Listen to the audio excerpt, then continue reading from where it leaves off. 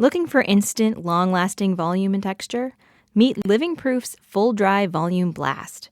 Use the code VOLUME at livingproof.com for a free travel size full dry volume blast with your $20 order. We are the science, you are the living proof. And by Casper, an online retailer of premium latex and memory foam mattresses made in America.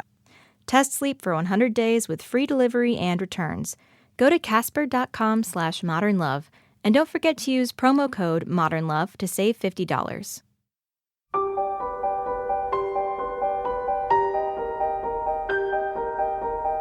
From the New York Times and WBUR Boston, this is Modern Love. Stories of love, loss, and redemption. I'm your host, Meghna Chakrabarty.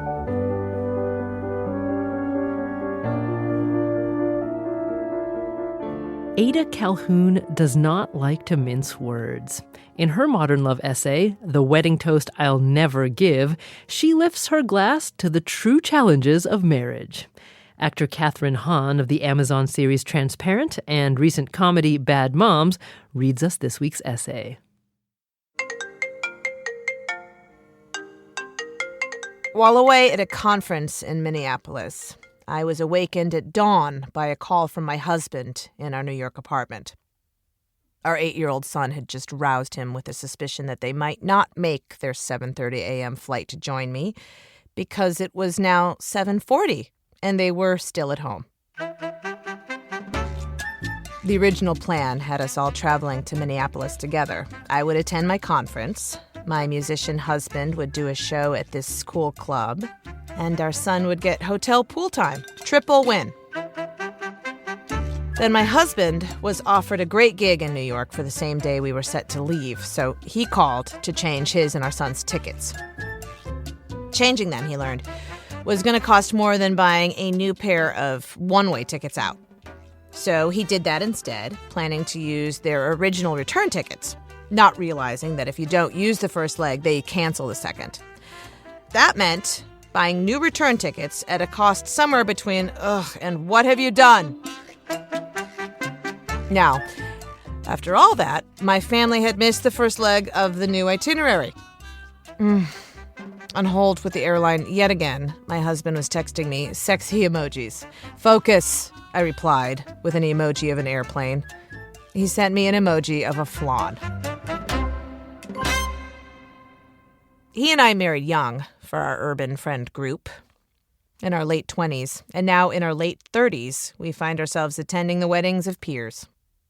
My husband of 11 years and I sit at these weddings, listening to our excited friends describe all the ways in which they will excel at being married. I will always be your best friend, they say, reading from wrinkled pieces of paper held in shaking hands. I will never let you down. I clap along with everyone else. I love weddings. Still, there is so much I want to say. I want to say that one day you and your husband will fight about missed flights, and you'll find yourself wistful for the days when you had to pay for only your own mistakes. I want to say that at various points in your marriage, may it last forever, you will look at this person and feel only rage. You will gaze at this man you once adored and think, it sure would be nice to have this whole place to myself. In Zen Buddhism, meditation helps practitioners detach from the cycle of desire and suffering.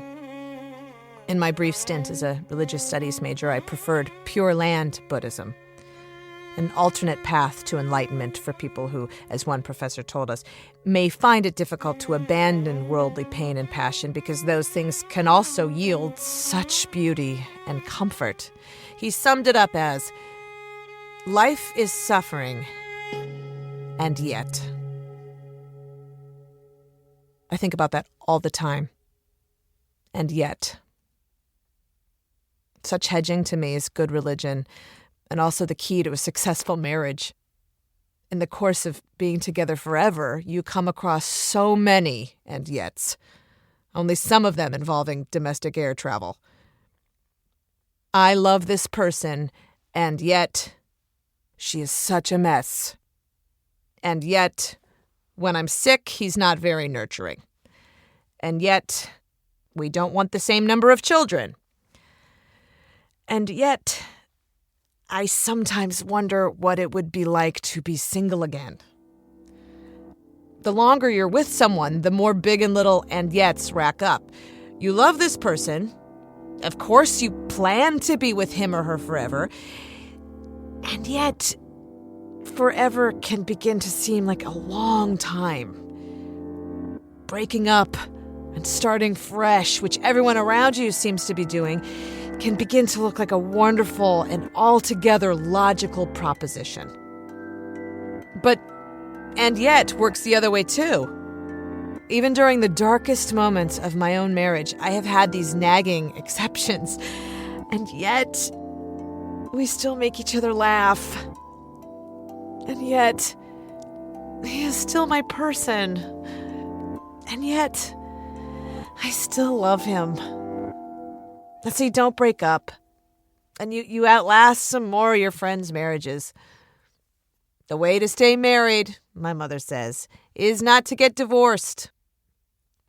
Later that morning, while waiting to hear from my husband about the flights, I decided to kill time looking at houses on Trulia's Near Me. When I used to travel alone as a teenager, I would stare at houses wherever I was and imagine what it would be like to live there. Now I can still do that, but I can also call up Trulia on my phone and see how much they cost. Comparing houses in Minneapolis, I found I actually preferred the cheaper, more ramshackle, family-friendly ones. Like a 2-bedroom that had classic old-world charm, hardwood floors, a built-in buffet. So much better, really, than the pricier 1-bedroom I would live in as a single person on the other side of Powderhorn Park. Its new ceiling fans, 3-seater closets, and a breakfast nook. What would I even do with 3-seater closets? Meanwhile, still no word from my husband about the flights. One thing I love about marriage, and I love a lot of things about marriage, is that you can have a bad day, or even a bad few years, full of doubt and fights and confusion and storming out of the house, but as long as you don't get divorced, you're no less married than couples who never have had a hint of trouble. I mean, I'm told such people exist. It is easy for people who have never tried to do anything as strange and difficult as being married to say marriage doesn't matter, or to condemn those who fail at it, or to mock those who even try. But there's so much beauty in the trying, and the failing, and in the trying again. At weddings, I do not contradict my beaming newlywed friends when they talk about how they will gracefully succeed where nearly everyone in human history has floundered. I only wish I could tell them that they will suffer occasionally in this marriage. And not only sitcom-grade squabbles, but possibly even dark night of the soul despair. But I would go on to say, had I not by that point been thrown out of the banquet hall, epic failure is part of being human, and it is definitely part of being married. It's part of what being alive means, occasionally screwing up in expensive ways. That's part of what marriage means. Sometimes hating this other person, but staying together because you promised you would. And then days or weeks later, waking up and loving him again. Loving him still. Finally, nearly 2 hours after my husband's original flight left, I texted him to ask if he was still on hold. "We just got in a cab," he replied. "Flying Air Wisconsin, baby." "Did you have to pay for the tickets again?" I texted. The phone was silent. In that quiet moment, sitting in my hotel room, I found myself daydreaming about the 1-bedroom apartment looking out onto Powderhorn Park. After waking up alone, I'd brew some coffee, switch on one of my many ceiling fans, grab a robe from my largest cedar closet, and head for my breakfast nook. Nope, he wrote back. And suddenly, I was back in the bigger place on the cheaper side of the park. My family was coming to join me, and I was glad.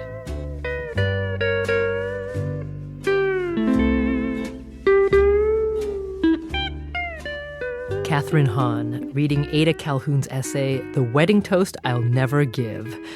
And Kathryn's got some serious thoughts about her own nuptial bliss. Oh, people, I've been married a long time. My husband and I will be celebrating our 14-year anniversary, but we eloped on our 10-year anniversary, so we've been together like 24 years. And 2 kids, it is a process, and we're in the middle. It's an up and down, and it's so hard to explain to anyone from the outside, like, why you would possibly, in this one life you have on the planet, spend it with one person who drives you batshit crazy. More from Kathryn Hahn later in this episode. After the break, an update from this week's writer, Ada Calhoun. We'll be back in a minute.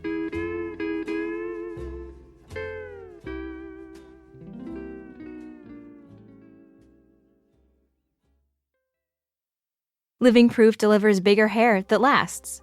Product tester Jamie explains what Full Dry Volume Blast does for her. What they tested a lot on my hair was kind of the next day results. So they were looking for how long did this volume really stay? Once you applied it, did it fall flat in a few hours? And it really doesn't. In fact, in my hair, I think it looks better 24 hours after. The hair held amazingly well and it was ready to go. It looked incredible. Use the code VOLUME at livingproof.com for a free travel-size full dry volume blast with your $20 order. We're back. It's Modern Love, the podcast. I'm Meghna Chakrabarti. And now a postscript from Daniel Jones, the editor of Modern Love for the New York Times, and the author of this week's essay, Ada Calhoun. It turns out Ada actually wrote this essay while on hold with her husband during this travel fiasco. I thought it was a pretty obvious story. I thought everyone fights with the person they're married to. So I was really surprised by the reaction. Ada received dozens of letters from readers who were so relieved to know they weren't alone. So one person wrote, "Your essay touched me. My husband and I have been moving all weekend, and I really don't like him much this weekend, but I love him, despite the fact that he lost the key to the wine fridge. You are so fortunate to have discovered that the beauty in life is the struggle. It took me until my 40s to figure that out. Better late than never, right?" There are going to be these moments that are hard, and what Ada's essay pulls together in such a nice way. She's able to describe marriage as holding opposite truths simultaneously. And yes, marriage can be glorious and marriage can be terrible, and that's marriage. Marriage can provide a safe haven, and marriage can make you want to flee, and that's marriage. It's these opposites. I think we think that we're not supposed to suffer, and that when we do, it's a sign always that something is very wrong and that we need to make it stop as soon as possible. And I think in marriage, the suffering is part of it, and it's inevitable and it's productive often. And I'm not talking about abuse. Obviously, there are situations that are ghastly and should be escaped as soon as possible. But I think for most of us, the suffering is routine and, it's hard, but I think it does pay off. So how did Ada's marriage weather this Modern Love essay? A lot of people have come up to me and said, "Oh, it's so great. You don't care what your husband thinks about anything you do or say." And I correct them because, he obviously read it before I sent it in. So he really found it very moving. He really loved it. I think part of him was a little bit thought he sounded dumb or thought he sounded foolish in some way, but he felt like it was redeemed in the end of the story. And then the essay became such a big hit, and then it wound up leading to a book deal. So his line was, "That worked out great. I should mess up more often." Ada's husband is definitely a good sport because this isn't Ada's first marriage essay in Modern Love. Years earlier, she wrote about the complexities of monogamy. Now, Dan Jones says it's very rare to get published in Modern Love more than once, but... In my case, I'm learning about their lives through their writing, and by hearing from them every 2 years or 4 years or 6 years, it's like checking in with someone's relationship and emotional development over time through how they're trying to sort it out in writing and getting it down and moving on to the next phase in their life. As Ada mentioned earlier, this essay led to a book deal. That book is called Wedding Toasts I'll Never Give, and it'll be out in May of 2017. You can pre-order it now. There's a link at wbur.org/modernlove. And before Ada could leave the studio, we had to know just one more thing. Why did my husband text me a flan? I don't know. He's a lunatic. I don't know. He likes flan. I guess I don't know. So no hidden meaning in the flan. Well, that was Ada Calhoun, author of this week's essay, The Wedding Toast I'll Never Give. You also heard from Dan Jones, editor of Modern Love for the New York Times. This week's essay was read by Kathryn Hahn, and we'll hear more from Kathryn after the break.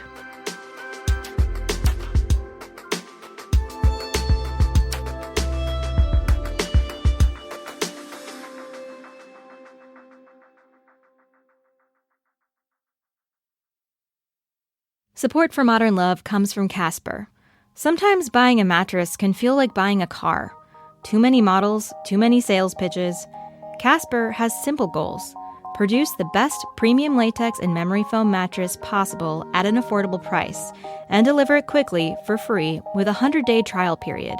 That's right, free delivery and returns. But the folks at Casper don't think you'll need to return anything. These people spent 16 months developing one single pillow. Go to casper.com/modernlove and use code MODERNLOVE for a special offer.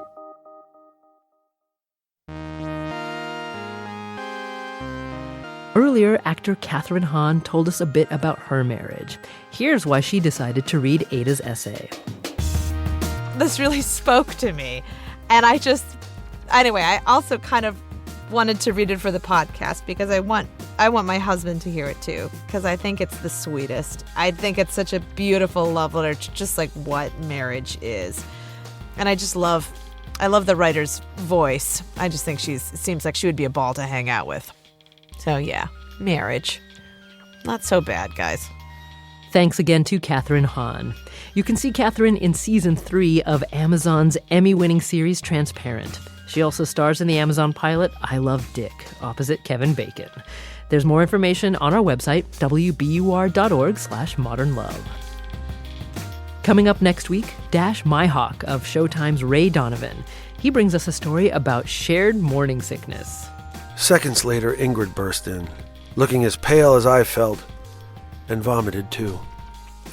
After gargling, she said, "Do me a favor and vomit more softly. I don't want to hear your inner pig. You don't know how sick I feel." "Oh, but I think I do." In fact, I was that rare husband who knew exactly how sick my pregnant wife felt. Modern Love is a production of the New York Times and WBUR, Boston's NPR station. It's produced, directed, and edited by Jessica Alpert, John Parati, and Amory Sievertson. The idea for the Modern Love podcast was conceived by Lisa Tobin. Our casting consultant is Amy Lippens, CSA. Iris Adler is our executive producer. Daniel Jones is the editor of Modern Love for the New York Times and advisor to the show. Music for the podcast is courtesy of APM, and special music this week from Luke Kirkland. Buzzies in Los Angeles recorded Kathryn Hahn for this week's essay. I'm Meghna Chakrabarti. See you next week.